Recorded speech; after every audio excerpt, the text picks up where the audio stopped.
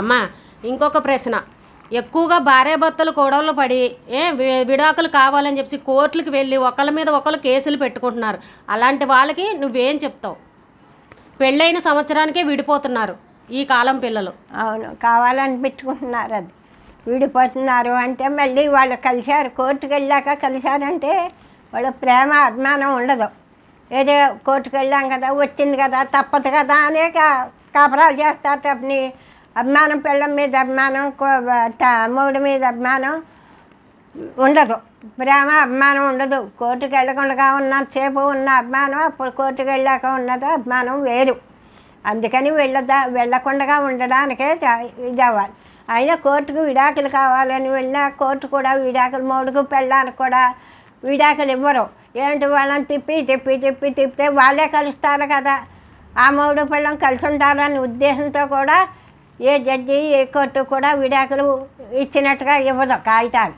ఈ లాయర్లు కూడా ఇస్తామని ఇవన్నీ మోసం చేస్తారు. చెప్పి కేసు పోతుందేమో, డబ్బులు రావు, ఈ కేసు అయిపోయిందంటే అని చెప్పి వీళ్ళు కూడా చెప్తారు. లాయర్లు కూడా డబ్బులు తినేస్తారు. డబ్బులు వీళ్ళు అబద్ధమని చెప్తారు. వచ్చిన వాళ్ళు అయిపోతుంది అని అన్నలో వీళ్ళు కూడా అబద్ధమే చెప్తారు. లాయర్లు కూడా అబద్ధమే చెప్పి వాయిదా డబ్బులు పట్టుకుని వెళ్ళిపోతారు. తప్ప ఇదిగో అయింది అదిగో అయిందంటారు. ఆ జడ్జి ఏమో వీళ్ళతో మాట్లాడు. ఈ లాయర్ మాట వీళ్ళకి వేదం. మరి తప్పదు కదా, పెట్టుకున్నాక డబ్బులు ఇచ్చాక వీళ్ళేమో ఈ లాయర్లేమో అబద్ధాలు చెప్పడం, వీళ్ళని మోసం చేయడం, నువ్వు వాయిదా డబ్బులు పుచ్చుకోవడం, వెళ్ళిపోవడం. ఇది కోర్టు 10 ఏళ్ళు అయినా తీరదు, విడాకులు రావు. 20 ఏళ్ళు అయినా 20 వీళ్ళు అప్పుడు ముసలితనాలు వస్తాయి. మళ్ళీ పెళ్ళి ఉండు, పేరెంట్ ఉండు. వీళ్ళ దగ్గర ఆస్తులు కూడా కరిగిపోతాయి. ఈ లాయర్లకి అయిపోతాయి. కోర్టు చుట్టూ తిరగడానికి ఈ లాయర్లకి ఇవ్వడానికి అయిపోతుంది వీళ్ళ జీవితం అంతా. అందుకని అసలు కోర్టుకే వెళ్ళకూడదు. ఈ కాలంలో భార్యాభర్తలు ఎలా ఉండాలి? గొడవలు లేకుండా ఉండాలంటే ఎలా ఉండాలి? గొడవలు పెట్టుకుంటే అన్నీ గొడవలే అవుతాయి. ఎవరు ఏదన్నా పిల్లం ఏమన్నా మూడు సర్దుపాలు ఏమన్నా చాలు. వీళ్ళిద్దరి మధ్యన పిల్లలు పుట్టాక వీళ్ళిద్దరి మధ్యన పిల్లల జీవితాలు నాశనం అయిపోతాయి. పిల్లల గురించి అనే వీళ్ళకి కలిసిమెలిసి ఉండి ఓ మాట అన్నా తప్పదని ఆడదైతే సర్దుపోవాలి. ఓ మాట అన్నా తప్పదని మగవాడు సర్దుపోయి ఇద్దరు ఓ మాట మీద ఉండి ఆ పిల్లల్ని పెంచుకొస్తేనే ఆ సంసారం ముందుకెళ్ళి సంసారం బాగుంటుంది అన్యాన్యంగా. లేదంటే ఇంకా బస్సు అంటే ఉంటే ఆ సంసారం చివరిదాకా అలాగే ఉంటుంది. అయితే మాత్రం కోర్టుకు మాత్రం వెళ్ళకూడదు. అంత ఇష్టం లేని వాళ్ళు అయితే ఏ పెద్ద మనుషుల్లోనే పెట్టుకుని ఏ స్టాంపుల మీద రాసుకుని కలిసి ఉండడం అని చేసుకోవాలి, విడిపోవడం చేసుకోవాలి. కానీ కోర్టుకు కానీ వెళ్ళకూడదు, లాయర్ జోలికి వెళ్ళకూడదు. వాళ్ళిద్దరూ ఇల్లు గుల్ల చేసేస్తారు, మీకు విడాకులు రావు.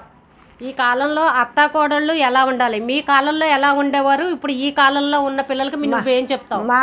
మా కాలంలో అసలు అలాంటి సమస్య లేదు. అత్తగారు ఏది చెప్తే అలా చెప్పాడు ఉండడమే, ఆవిడ ఏది పెడితే అది తిని ఉండడం అని. ఇప్పుడు ఈ కాలంలో ఉద్యోగాలు, చదువులు, గొడవలు వచ్చాయి. పిల్లల చదువుల కోసం కోడలు ఉద్యోగం చెప్పినా పిల్లలకి కాలేజీ చదువులు అవి వచ్చాయి కనుక ఆ పిల్లల్ని సవరించుకుని క్యారియర్లు సర్ది తెల్లారిపాటికి పంపాలి. అందుకని ఆడావిడ ఉంటుంది కనుక కొడుకు కోడల దగ్గర ఈ తల్లి కాలక్షేపం చెయ్యాలి తండ్రి కనుక వీళ్ళిద్దరికే సహాయపడుతూ ఉండాలి. ఇంకా కొడుకు కోళ్ళకి సహాయపడుతూ ఉండాలి. మనవాళ్ళు చదివించుకుంటాను. ఒకవేళ కోళ్ళు ఉద్యోగానికి వెళ్ళినా ఇంట్లో ఒక కోళ్ళు వచ్చేటప్పటికల్లా కాస్త ఈవిడ సవరించి పెడతా ఉండాలి, చేసి పెడతా ఉండాలి. అలాగే ఇది అవ్వాలి. కానీ వేరేగా గొడవలు పెట్టుకోకూడదు. ఇంకా గొడవలు పెట్టుకున్నా వాళ్ళ దగ్గర కొడుకు వాళ్ళ దగ్గర ఉండాలి. కానీ వీళ్ళు కూడా తల్లి తండ్రి కూడా సర్దుకుపోవాలి. ఈ మనవాళ్ళు చూసుకుంటా కొడుకు వాళ్ళని చూసుకుంటా ప్రేమ అభిమానంగా ఉండాలి. అప్పుడు ఆ కుటుంబం బాగుంటుంది, ఏ గొడవ లేక. ఈ కాలంలో సంసారం పొదుపుగా చేసుకోవాలంటే మనం ఏ ఖర్చులు తగ్గించుకోవాలి? ₹1 డబ్బులు దాచుకోవాలంటే ఏం చేయాలి? నీ మాటల్లో చెప్పు.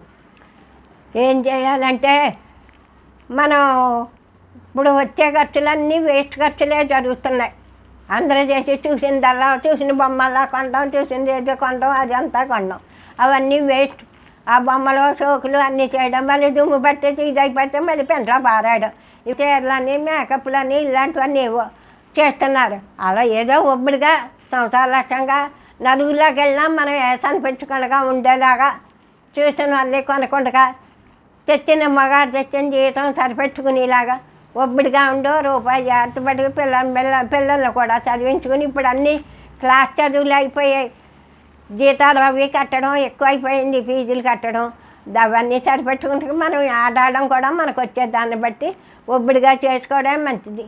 అంత పని మనిషి మీద కూడా పట్టకుండా బాధ్యతగా వచ్చే దాని ఇష్టం వచ్చినట్టు చేసేస్తుంది. వెనకాల ఉంటే మనం కూడా చూసుకుని చేసుకుంటూ ఉండాలి. తగినంత మంది మా పని అమ్మాయి చేత కూడా చేసుకుని ఉన్న పని మనం చేసుకుంటే సంవత్సరాలట్టంగా చేసుకుంటే ఖర్చు తగ్గించుకుంటే బాగుంటుంది. ఇప్పుడు రోజుల ఖర్చులు పిల్లల చదువులకే ఎక్కువైపోతున్నాయి. వాళ్ళు చదివినా చదవకపోయినా వాళ్ళకి నోట అక్షరం కొన్నా లేకపోయినా ముందర పూజలు పుస్తకాలకే వాటికే బోల్డ్ అయిపోతున్నాయి. అందుకని మనం చేసుకునే ఖర్చులు కూడా జాగ్రత్తగా చూసి చేసుకోవడం మంచిది. రూపాయి ఓ బ్యాంకులో దాచుకుంటే ఎప్పుడైనా అవసరానికి గమ్మున ఆదుకుంటుకుంటాయి కనుక బ్యాంకులో దాచుకోవడమే మంచిది. బంగారం పెట్టుకోవడం కూడా ఇప్పుడు ఓ బంగారం నగలున్నా 10 గిల్టు నగలు పెడుతున్నారు. రోడ్లు వాటికి కూడా వేస్ట్ బోల్డ్ రేట్లు ఏంది అవి కూడా రావట్లేదు. తగుమాత్రంగా బంగారం ఉండి వేసుకుంటే వేసుకోవచ్చు. లేకపోతే ఒకటో రెండో గోల్డ్ నగలు పెట్టుకుని ఉన్న రూపాయి ఉంటే బ్యాంకులో తెచ్చుకోవడం, దాచుకుని లేవలేనప్పుడు గమ్ముని తెచ్చుకుని ఉపయోగపట్టుకుని పిల్లలకైనా తల్లిదండ్రులకైనా ఉపయోగమైనా ఉంటుందో రూపాయి దాచుకోవడం మంచిది. ఇప్పుడు ఎకరాలు పొలాలు కొనాలన్నా ఇల్లు కొనాలన్నా అందుబాటులో లేదు. బంగారం కూడా లక్షలు లేనిదా అందుబాటులో లేదు. బంగారానికి కాదు దీనికి తగుమాత్రంగా అసలు లేదనుకుంటే తగుమాత్రంగా ఉంచుకుని ఉన్న డబ్బులు బ్యాంకులో వేసుకుంటే గమ్ములు లేవలేని పరిస్థితి. బ్యాంకు వెళ్ళి తెచ్చుకోవడానికి బ్యాంక్ అంత ఉత్తమం ఏమీ లేదు. రూపాయి డబ్బులు దాచుకోవడం మంచిది.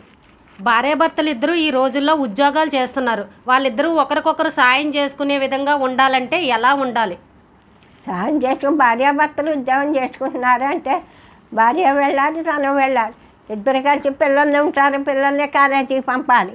అందుకని ఇద్దరు పొద్దున్నే లేచి శుభ్రంగా పనులు అవి చేసుకుని ఆ పిల్లల్ని కాలేజీకి పంపుకొని వీళ్ళు కూడా ఎవరి కాలేజీ సర్దుకుని వాళ్ళు చూసుకుని అందరూ కూడా తన మాట తన పని ఎవరి పని వాళ్ళు చేసుకుని ఎవరి ఉద్యోగాలకు వాళ్ళు వెళ్ళి సంతోషంగా పొద్దున్న సాయంత్రానికి వచ్చేలాగా ఉంటే చేసుకుంటే బాగుంటుంది.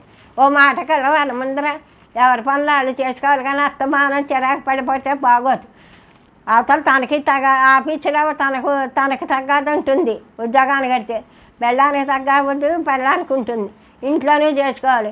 అందరం మొగుడు పెళ్ళం కూడా సవరించుకుని పిల్లల్ని కాలేజీకి పంపుకొని మళ్ళీ పిల్లల్ని సాయంత్రం వచ్చాక పిల్లలు చూసుకొని అన్నీ చేసుకోవాలి ఓ మాట మీద నేను.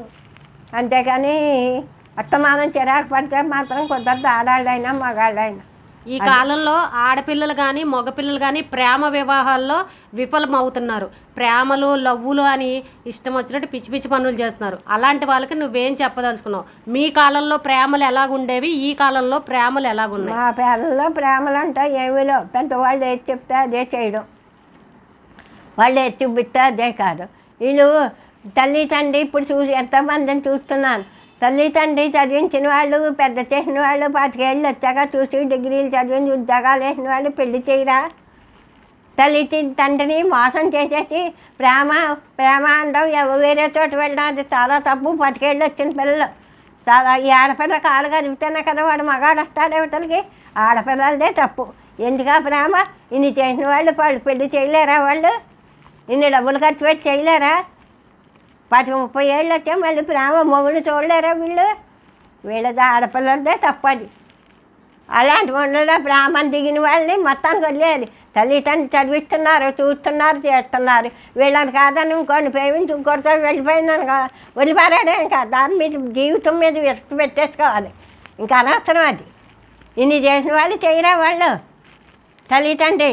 ఈ కాలంలో పెళ్ళిళ్ళు అయిన వాళ్ళు కూడా అక్రమ సంబంధాలు పెట్టుకుంటున్నారు. భర్తలు ఉన్నవాళ్ళు కానీ భర్తలు లేని వాళ్ళు కానీ వేరే వాళ్ళతో వెళ్ళి ఇలా ఇబ్బందులు పడుతున్నారు. అలాంటి వాళ్ళకి నువ్వేం చెప్తావు? ఇంక వాళ్ళు కూడా అలా తిరిగితే ఇంక మనం ఏం చేసేది ఏమీ లేదు. ఇంకా అది జ్ఞానంతో వాడికి ఉండాలి. లేదంటే కాదని వదిలేసుకోవాలి అంతే. వాడికి అక్కర్లేదని వదిలేసుకోవాలి. ఒక పక్కన వీడిని పెట్టుకుని ఒక పక్కన ఇంకోటితో వెళ్ళడం చాలా తప్పు. ఆడదాంది అలా వెళ్ళకూడదు. వెళ్తే అట్టనే వెళ్ళిపోవాలి. నువ్వు నాకు వద్దని చెప్పేసి, లేదంటే ఇట్టనే వెళ్ళాలి. ఒక అడుగు ఇటు ఒక అడుగు ఏదో పడం మీద 2 అడుగులు వేసినట్టుగా వేయకూడదు. అలాగా ఎటో అటు ఇష్టం లేదు వీడిని వదిలేసేయడం, నేను వెళ్ళిపోతున్నాను కాగితం రాసి పారేసిపోవడం అట్లకి. అంతేకాని ఇటొకటి అటొకటి ఇద్దరు ఇలాగ చేసుకోవడం ఇలాంటివి మా కాలంలో లేవు. పెద్దవాళ్ళు ఎలా చెప్తే అలాగే చదివించి పెళ్లి చేసి 10 ఏళ్ళు పెంచి ఇన్ని చేసి ఉద్యోగం వేయించిన వాళ్ళు పెళ్లి చేయలేరా, మొగుడిని ఎతలేరా? తల్లిదండ్రులను మోసం చేస్తున్నారు ఈ ఆడపిల్లలు. వాళ్ళని ఎంతోమందిని చూశాను నేను. తల్లిదండ్రులను మోసం చేసి రెండో అడుగు తప్పుడు అడుగు వేస్తున్నారు. అలాంటి వాళ్ళని ప్రేమించుకోకూడదు. వాళ్ళతో పొమ్మతే 10 ఏళ్ళు వచ్చాక మళ్ళీ రెండో అడుగేటి చదివిస్తున్నారు, కాలేజీకి పంపుతున్నారు. 10 ఏళ్ళు పెంచారు, కోరిని గుడ్డ కడుతున్నారు, కోరిని కొంటున్నారు. ఇంక పెళ్లి చేయలేరా వాళ్ళు? ఎక్కువగా ఆడపిల్లలు కానీ మగపిల్లలు కానీ విదేశాలకు వెళ్తున్నారు. మన ఇండియాలో ఉండకుండా తల్లిదండ్రులు పిల్లల్ని అంతంత దూరాలు పంపిస్తున్నారు. అలా ఆ పిల్లలు అక్కడ ఉండడం మంచిదా, మన దగ్గర తల్లిదండ్రుల దగ్గర ఉండడం మంచిదా? వాళ్ళు పెళ్లి చేసుకుని మొగుడు పెళ్ళం కలిసి ఉద్యోగాలకు వెళ్ళి విదేశాలు వెళ్ళి ఉద్యోగాలకు వెళ్ళి అక్కడ ఉద్యోగాలు చేసుకుంటే మంచిది. ఎవరు లేకుండా ఒంటరిగా మగాడు వెళ్ళినా పర్వాలేదు, ఎక్కువస్తారు. ఆడపిల్ల మాత్రం ఉద్యోగాలకి విదేశాలు పెళ్ళి అవ్వకుండా పంపడం నాకు ఇష్టం ఉండదు. అంతే. అక్కడ ఏం జరిగినా మనకు తెలియదు, మధ్యలో ఏం జరిగినా ఏమీ తెలియదు. ఎక్కడ ఎవరో ఏం చేసినా చాలామంది మోసం పోతున్నారు ఇలాగ ఆడపిల్లలు పెళ్ళి అవ్వకుండా. అదే మగాడుండి పెళ్ళి అయ్యి ఉద్యోగం చేసుకుంటాం, మగాడు కూడా ఉండి పెడితే అది బాధ్యత, మంచిది. పెళ్ళి అవ్వకుండా ఆడపిల్లల్ని పంపడం తప్పు, వెళ్ళకూడదు. వెళ్ళాక అక్కడ ఏం జరిగినా ఇంక మళ్ళీ ఏడకూడదు, వదిలేయడమే. ఇంకా ఎక్కువగా ఈ కాలంలో అమ్మాయిలు దొరకట్లేదు అబ్బాయిలకి అని చెప్తున్నారు, అది నిజమేనా? అది మనం చెప్పలేదు, ఉన్నారు ఉండడం, కానీ ఆడపిల్లలు ఉన్నారు. ఆడపిల్లల బిడ్డకే వాళ్ళు మగాళ్ళు ఉండిపోతున్నారు. ఆడపిల్లలు ఉండడం ఉన్నారు, మగాళ్ళు ఉన్నా ఆడపిల్లలు ఉండడం ఉన్నా, కానీ వీళ్ళు మాట వింట్లో వీళ్ళ కోరికలు ఎక్కువైపోయాయి ఆడపిల్లలకి. అలా ఉండాలి, ఇలా ఉండాలి, టాపులర్లో ఉండాలి, తక్కువ ఉండాలి. అందుకని అలాంటి మాటలు మాట్లాడితే కుదరదు. వీళ్ళేమో ఉద్యోగాలు అవి సరిగ్గా లేక ఎక్కువగా పౌరత్వంలోకి వెళ్ళిపోయారు చాలామంది. వాళ్ళు అలా ఉండిపోయారు. ఇంక వాళ్ళని వీళ్ళు ఒప్పుకోవట్లేదు. ఉద్యోగాలు లేక పౌరత్వానికి వెళ్ళిపోతున్నారు. పౌరత్వానికి వెళ్తే పెళ్ళిళ్ళు అవ్వట్లేదు. మా పౌరత్వం వాడు బ్రాహ్మణాడా మాకు వద్దంటున్నారు. అది అక్కడ పోయింది. ఉద్యోగాలు ఏమీ లేవు, బ్రాహ్మణాలు ఏవి ఉద్యోగం చేయగలరు. అందుకని బ్రాహ్మణులు అందరూ పౌరత్వానికి వెళ్ళారు. పౌరత్వం బ్రాహ్మణులు నాకు వద్దని ఆడపిల్లలు ఇష్టపట్టలేదు, అందుకని వదిలేస్తారు. విన్నారు కదండి పెద్దవాళ్ళ మాటలు. ఆ కాలంకి ఇప్పుడున్న కాలానికి ఎంత వ్యత్యాసం అనేది ఉందో. పెద్దవాళ్ళు ఏది చెప్పినా కూడా నిజాలే ఉంటాయి, వాళ్ళ అనుభవంతో చెప్తారు. కాబట్టి వాళ్ళ విషయాలను కూడా మనం తెలుసుకోవాలి, వినాలి కూడా. ఎప్పుడు మనం మామూలుగా సాధారణంగా చెప్పుకుంటూ ఉంటాం కదా, ఇప్పుడు మనం మాట్లాడుకున్నవన్నీ ప్రతిరోజు చెప్పుకున్న విషయాలే. కానీ ఇప్పుడు ఆవిడ నోటితోటి ఆవిడే చెప్పారు వాళ్ళ కాలానికి వీళ్ళ కాలానికి ఇప్పుడున్న కాలానికి ఎంత తేడా అనేది. కాబట్టి పెద్దవాళ్ళ మాటలను ఎప్పుడూ మనం వినాలి. మరొక వీడియోతో మళ్ళీ కలుద్దాం.